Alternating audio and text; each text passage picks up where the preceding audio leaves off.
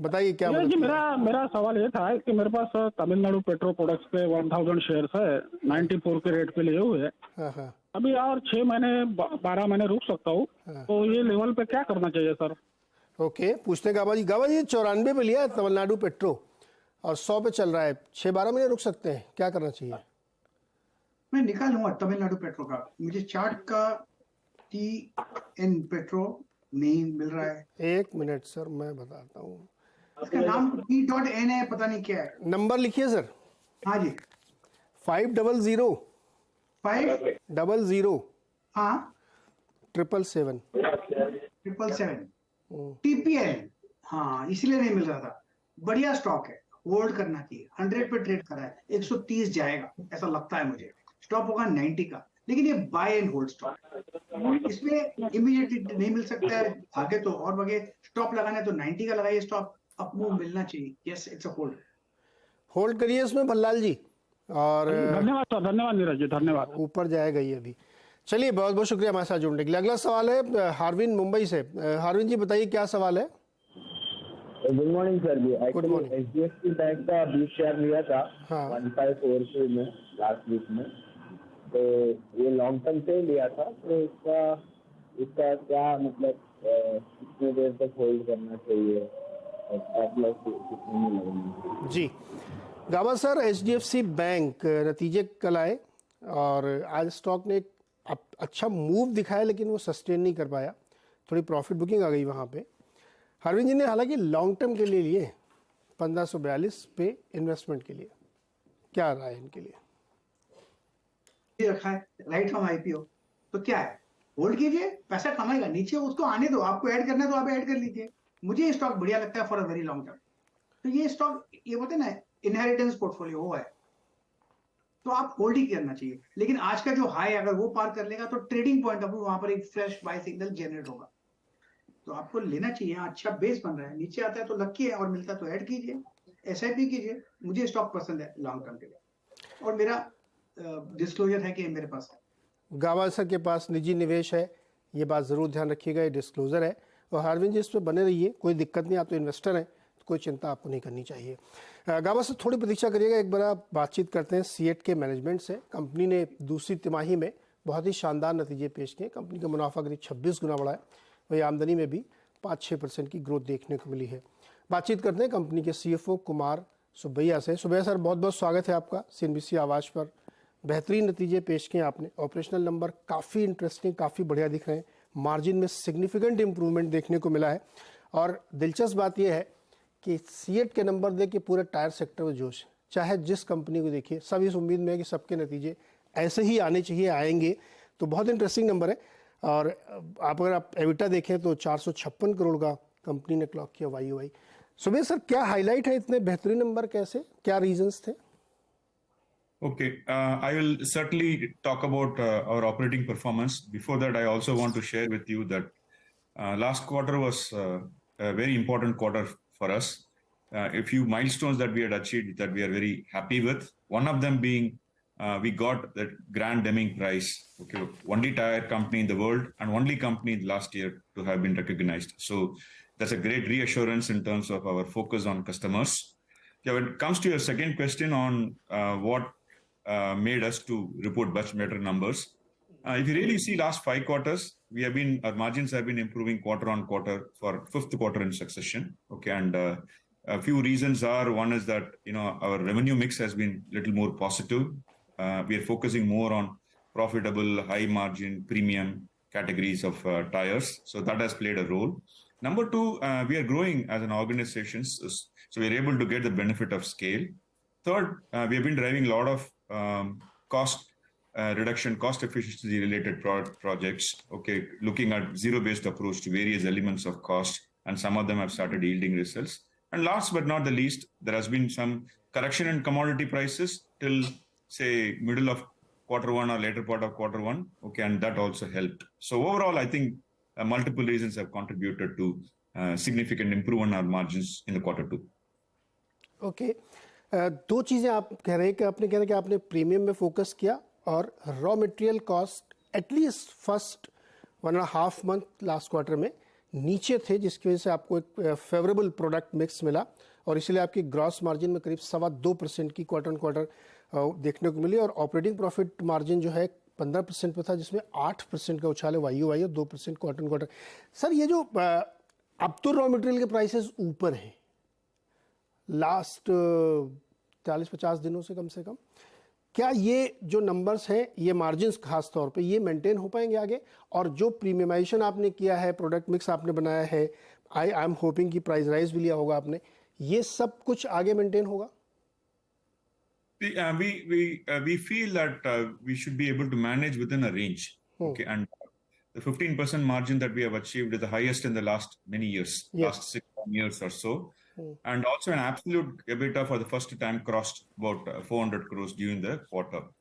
As you rightly mentioned, from middle of Q2 onwards, we are seeing upward movement in the crude oil prices. Consistently, it's hovering around $90. In fact, there were weeks that it was hovering around $95.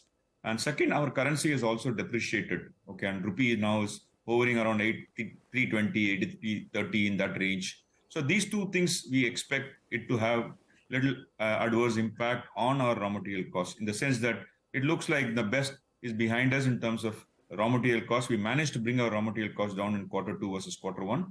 Maybe we'll see some upward movement in Q3. But we also would like to use other cost levers to bring more efficiencies, and that would help in margins. Better product mix could also help. Within the range, maybe we'd like to operate.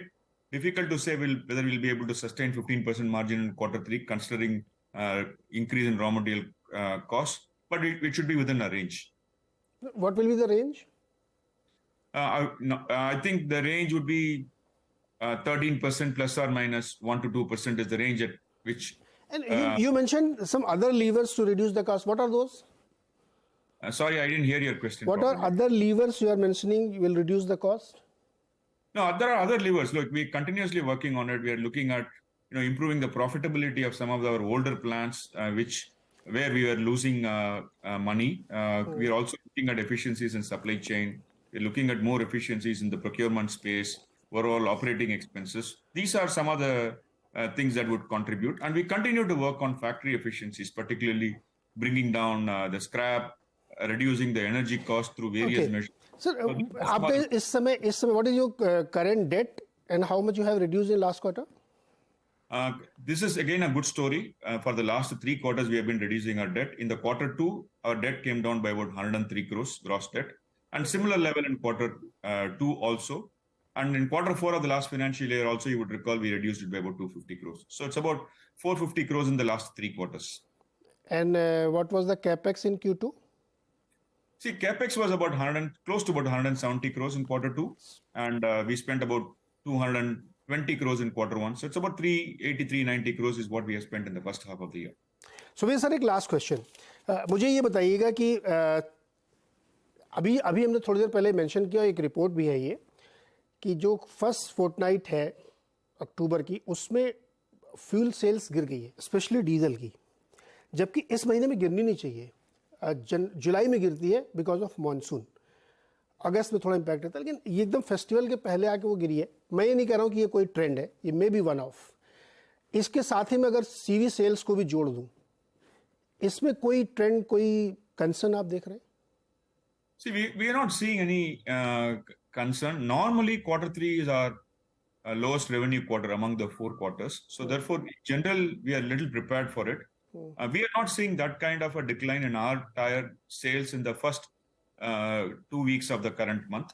Okay, and we hope festive season would go well, and we would be able to get some growth year on year. That's what we are looking at. But we are not really unduly worried about what has happened in overall in the first 2 weeks. And as that impact on our own sales has been very marginal. First half का EPS है 87 rupees, जो कि पहले काफ़ी कम था। तो बहुत extra ordinary number company ने पेश किए, कमेंडेबल है सर, बहुत शुभ बधाई आपको इसके लिए। लेकिन ये कहना फेयर होगा कि इतना हाई मार्जिन शायद मेंटेन नहीं होगा, 1-2% हियर एंड देयर, 13% होगा जो आप कह रहे हैं। और इसको मेंटेन करने के लिए कॉस्ट के जो दूसरे तरीके हैं रिड्यूस करने के, सप्लाई चेन इंप्रूवमेंट करना, ऑपरेटिंग लेवरेज का, वो सब आप करेंगे जिससे नंबर्स मेंटेन हो पाएंगे, right sir? Yes, absolutely right. Thank you so much sir, thank you so much and congratulations and best wishes for the next quarters. Thank you. Nice talking to you. Thank you. CEAT एक बहुत ही शानदार number, और इतने शानदार number कि पूरे sector के tyre कंपनियों की स्टॉक्स में तेजी आ गई है। बहुत बेहतरीन नंबर कंपनी ने पेश किया, डेट रिडक्शन भी किया है। छोटा सा एक ब्रेक लेते हैं, वापस आते हैं, फिर चर्चा शुरू करते हैं।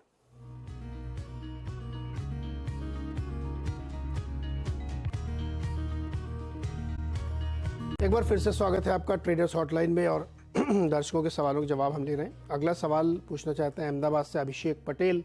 अभिषेक जी बताइए क्या सवाल है।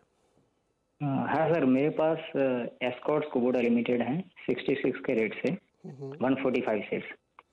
तो सर मैं इसका फ्यूचर जानना चाहता हूँ नेक्स्ट 5 to 10 ईयर्स के लिए सर। 66 कब लिया था? सर ये 2010-11 में लिया हुआ है सर। 2010 में, यानी 13 साल पहले। गावा जी चार्ट देखिए, 2010 में 66 रुपए भाव था क्या कुबोटा का स्कॉट्स? सच में यार कमाल कर दिया अभिषेक बाबू आपने तो। हाँ सर। मतलब 109 रुपया था 8 में, बाय गॉड। 10 में शायद नहीं सर, ये दिख रहा, सही कह रहा है अभिषेक या भाई। बिल्कुल। भाई अभिषेक जी आपको तो मतलब कितनी टन्स ऑफ बधाई कि आपने बहुत शानदार, मतलब ये अगेन देखिए, हम लोग कल भी बात कर रहे थे कि लॉन्ग टर्म की इन्वेस्टिंग स्टोरी कैसी होती है, और आपकी भी बिल्कुल वैसी स्टोरी। 66 रुपए का माल 3300 रुपए हो गया है। तो अभी क्या आप बेचना चाहते हैं क्या? आप क्या मूड है आपका? नहीं सर, अभी मैं तो लॉन्ग टर्म इन्वेस्टर हूँ सर। अभी मैं जानना चाहता हूँ नेक्स्ट 5 to 10 ईयर्स के लिए इसका फ्यूचर क्या है सर? गावा साहब 10 साल के लिए बताइए क्या चार्ट उज्जवल है, उज्जवल फ्यूचर, उज्जवल है। भविष्य बहुत उज्जवल है भाई। स्कॉट्स कुबोटा का रेलवे से बहुत काम मिल रहा है इनको। फ्यूचर नहीं पूछना चाहिए, फ्यूचर उज्जवल है एकदम। आप एब्सोल्युटली सेफ हैं, आपकी कॉस्ट कुछ जीरो है। आप इसको इनहेरिटेंस दीजिए, जब जिस दिन डिविडेंड मिलता है उस दिन एक्स्ट्रा स्टॉक खरीद लीजिए, री इन्वेस्ट कीजिएगा, आपका अच्छा मुनाफा होगा। अभिषेक जी आपको अफसोस हो रहा है कि आपने 145 शेयर ही क्यों लिए थे? नहीं सर, मेरे पास 200 शेयर थे पहले। हाँ, लेकिन मैंने वो 1000 के आसपास थोड़ा 55 शेयर्स सेल किया और मेरा कॉस्ट अभी 0 है सर। अरे तो अब तो आपको डबल अफसोस होना चाहिए कि वो क्यों बेचे मैंने। हाँ सर वो लेकिन सर मेरे सेल करने के बाद में वो कुबोटा के साथ जॉइंट वेंचर हुआ है एस्कॉर्ट्स का। हाँ वो तो खैर अभी बहुत आपसे पूछना चाहिए, रिसेंट हुआ है, 1-2 साल पहले। हाँ सर। जी अभिषेक जी, चलिए फिर इसको आप होल्ड करिए सर। कंपनी बहुत ही स्ट्रांग है, इसमें कोई शक नहीं है, बहुत ही स्ट्रांग कंपनी है। और इसके जो भी बिजनेसेस हैं अलग अलग सेगमेंट में जो काम करते हैं, बहुत मजबूती से काम करते हैं। आपको कोई चिंता की ज़रूरत नहीं है। आपको तो वैसे ही फ्री के शेयर है, पड़े रह दीजिए, हो सकता है यहाँ से 5 या 10 हज़ार भाव हो जाए। तो बहुत बधाई आपको, आपने एक बेहतरीन ट्रेड लिया है। अगेन ये लॉन्ग टर्म की स्टोरी है कि आप शेयर अगर ले के रखते हैं और अच्छा बिजनेस समझते हैं तो आपको इस तरीके के रिटर्न्स मिल सकते हैं। चलिए अगला सवाल है मनीष शुक्ला का, कानपुर से। मनीष जी बताइए। सर मेरे पास डीवी स्लैब है 3438 के रेट से, और दीपक नाइट्राइट है 201986 के रेट पे। ओके, हम डीवी स्लैब से निकल के सीडीएसएल में पैसा डालना चाहते हैं, तो क्या ठीक रहेगा? और दीपक में क्या करना चाहते हो? दीपक पे सर अभी होल्ड करना चाहते हैं, अब आप जैसा सजेस्ट करें। गावा सर एक लेते हैं पहले। डीवीज लैब में 10 शेयर लिया है 3438 के भाव पे। अब ये चाहते हैं कि इसको बेच के सीडीएसएल ले लिया जाए, क्या राय है आपकी? वेल डीवीएस लैब, मुझे स्टॉक तो पसंद है क्योंकि जो लो देखा हमें डीवीएस लैब का 3000 के आसपास, वो बॉटम आउट है। यहाँ से अप मूव मिलना चाहिए। मुझे लगता है 4500 से 4800 ये एक जोन है, वहां तक जाना चाहिए। तो ये तो ऊपर जाएगा ही जाएगा। इसमें निकाल कर आपको सीडीएस में डालना है, और दूसरी बात है, उसकी बात करते हैं। और दूसरा स्टॉक जो कौन सा बताया इन्होंने? दूसरा दीपक नाइट्राइट 1986। ये स्टॉक भी बहुत ही बढ़िया है। आज आपको मिला है, बेस बना हुआ है, कंसोलिडेशन है, 1600, 1700, 2000 स्ट्रॉन्ग सपोर्ट जोन है। यहाँ पर भी एक अपमूव मिलेगा 2350। अपमूव तो दोनों में मिलेगा। तो जो इसमें अपमूव मिलने वाला है उसको बेचकर आप सीडीएसएल लेना चाहते हैं, वेल सीडीएसएल भी अच्छा स्टॉक है, ले सकते हैं। बहुत स्ट्रॉन्ग बेस है 1300 के आसपास। यहाँ पर भी अपमूव मिलेगा, करीब 1500, 1600 भी जा सकता है। तो आप कर सकते हैं, अगर करना चाहे तो। ना करें तो भी चलेगा, लेकिन दोनों ही में स्टॉक होल्ड है। तो भाई दोनों ही होल्ड है शुक्ला जी? आप का अगर दिल कर रहा है कि वो ज़्यादा अच्छा लगता है तो आप जा सकते हैं, अदरवाइज दोनों में अच्छी ग्रोथ देखने को मिल रही तो दोनों होल्ड कर सकते हैं आप, दीपक नाइट्राइट भी और डीवीएस लैब भी, और मन करे तो आप अलग से और पैसा हो तो सीडीएसएल ले लीजिए। चलिए अगला सवाल है सुभाशीष का भिवंडी महाराज से। सुभाशीष जी नमस्कार। नमस्कार सर। नमस्कार सर, मैं आपका बहुत बड़ा फैन हूँ नीरज जी। अरे सर क्या बात है। शेयर मार्केट का बाद भी जब आप पॉलिटिकल्स के लिए जब इंटरव्यू करते हो वो भी मैं आपको देखता हूँ और फॉलो करता हूँ सर। बहुत बहुत शुक्रिया सर, बहुत बहुत शुक्रिया। बताइए सर। सर मेरे पास चंबल फर्टिलाइजर का शेयर था, 294 का 290 का प्राइस है, 100 शेयर 290 का है और 100 शेयर 285 का है। ओके।